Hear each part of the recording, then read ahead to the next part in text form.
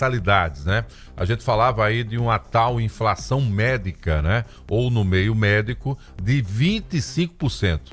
E a dúvida é, isso pode ser repassado também para os usuários de plano? Pois é, para falar sobre isso, estamos recebendo aqui o advogado especialista em direito médico, Juliano Pessoa. Juliano, eu falava aqui que li essa notícia na semana passada e fiquei preocupado, né? Porque, naturalmente, temos muitas pessoas na família acima de 50, 60 anos, já tem os reajustes por conta da mudança de faixa etária e, consequentemente, ter que adicionar isso, a possibilidade da chamada inflação médica, realmente é algo preocupante. De onde surgiu isso? Isso realmente é possível? O consumidor pode incorporar todo esse percentual que eles alegam aí de reajuste? Bom dia. Bom dia, seja bem-vindo, Juliano. Bom dia para vocês, bom dia para quem nos ouve e assistem. Veja só, primeiro só para acalmar um pouco os consumidores que nos assistem e ouvem nesse momento, trata-se de uma projeção ainda, não é dado oficial. Isso só será de fato tratado de forma formal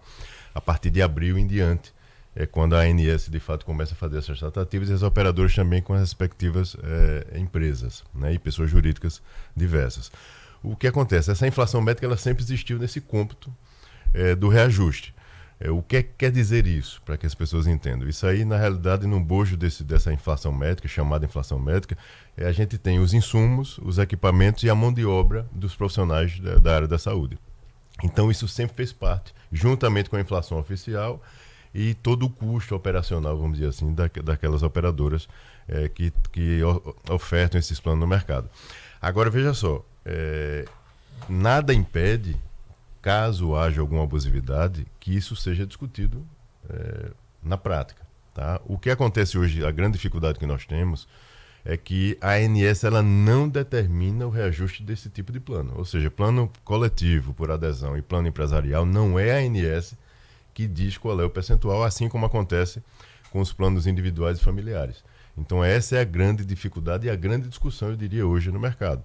Para se ter uma ideia, já existe projeto no Congresso Nacional que tenta inserir esse tipo de reajuste no crivo da ANS. Porque o que mais chama atenção, e eu digo isso até como especialista na área, é o seguinte: os planos individuais e familiares, eles não estão, na prática, desequilibrados, vamos dizer assim. Esses contratos não estão desequilibrados. E muitas vezes existe uma discrepância grande quando a gente confronta o reajuste do plano individual e familiar. No ano passado, por exemplo, foi 9,63%.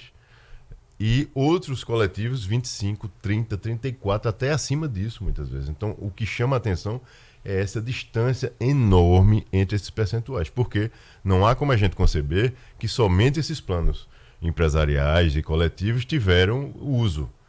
O individual e familiar também houve uso, também houve sinistralidade. E por que a sinistralidade é tão mais densa, tão mais pesada no empresarial e no coletivo, onde a ANS não incide ali de forma tão forte a fiscalização, e no individual e familiar isso não acontece. Esse é o grande detalhe. Pois é, e quando essas empresas, Thaís, muitas vezes vão formar os seus planos, acreditem, é justamente as empresas que eles recorrem primariamente, né? E primeiramente. Por quê? Porque já sabe que a partir dali, se houver uma adesão, já começa com um número grande de clientes, a colaboração já vai estar devidamente ratificada, porque o desconto é no contra-cheque, entendeu? Eu falo aqui porque sou filho de um ex-funcionário da CEAL e quando uma determinada operadora foi atuar aqui em Maceió, primeira coisa foi procurar as grandes empresas públicas, CEAL, Telasa, Casal, e houve grande adesão, né?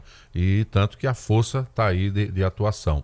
E resultado, com o tempo, o que é que ocorre? Os profissionais que acompanham os pacientes saem dos planos, só atendem de forma particular e ficam lá aquele bolo de pessoas ali que ajudaram a fundar, que ajudaram a dar força, né, àquela marca, passando por situações como essa, sendo submetidos a reajustes que podem chegar a esse valor percentual ou até mais, como avaliou aqui o Juliano. Você falou da possibilidade de questionamento jurídico a respeito dessa situação.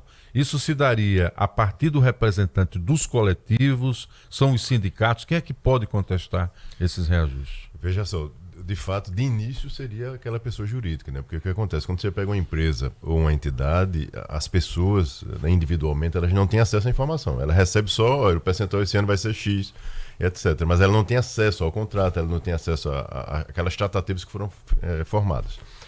Mas nada impede que o consumidor, se sentindo lesado, individualmente ele busque. Também pode Buscar o Poder Judiciário, questionando o seu reajuste em particular. Naturalmente isso impactará aquele grupo, mas se houver uma resistência, vamos dizer assim, daquele representante em buscar o Poder Judiciário, individualmente nada impede que o consumidor assim o faça.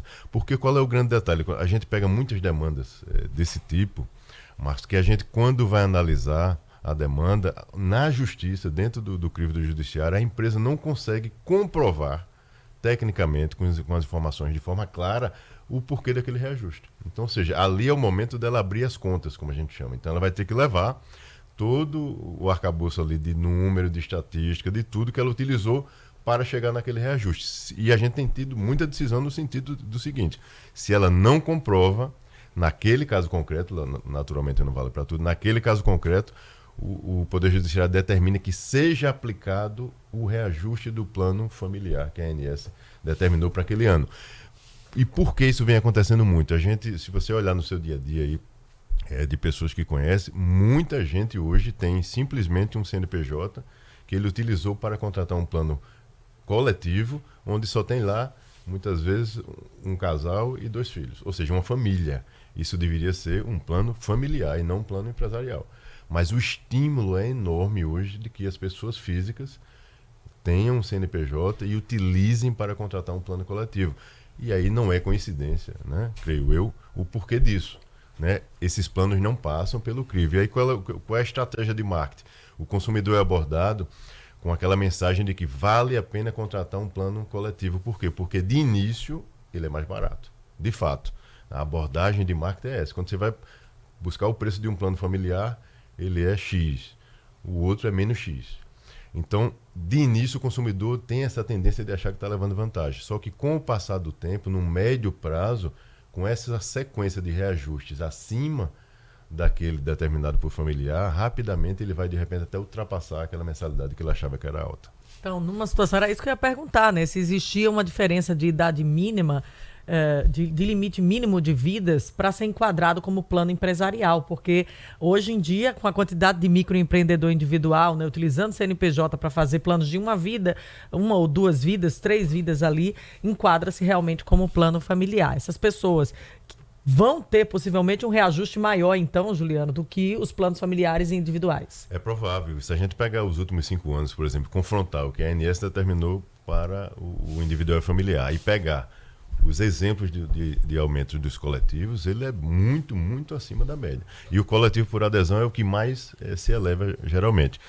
Mas aí veja, Thaís, o grande detalhe aí é o chamado falso coletivo. Esse termo é até utilizado hoje no judiciário. Se você tem um grupo familiar, uma família, ele deveria estar inserido num plano familiar e não num plano coletivo. Quando é a questão do microempreendedor, ainda vai, porque assim, ele está incluindo ali um funcionário que ele tem, ou 2, é uma empresa pequena, então sim, isso traz um benefício, porque muitas vezes há um subsídio até do empresário para aquele funcionário. Mas quando é só uma família, não haveria sentido dela estar. É o filho, é o esposo, ele entra como microempreendedor individual, mas o plano é familiar. O plano é familiar. Se for assim constatado, geralmente nas demandas judiciais, a justiça vem tratando isso como um falso coletivo e determinando a aplicação, se houver claramente ali uma abusividade, se a operadora não demonstrar o porquê que ela chegou naquele número, o judiciário determina a aplicação do índice familiar, que seria o lógico, né, para esse tipo de plano. Então é importante que o consumidor fique atento a essas abordagens que existem reiteradamente no mercado e ele busca informação, de repente, antes de contratar. O problema é que as pessoas primeiro contratam e aí quando ela precisa do serviço ou ela tem obstáculo exatamente. É essencial, né? básica, né? essencial, né? Você está ali ganhando um extrazinho, já pensa logo em ter um acesso à saúde de modo modificado, né?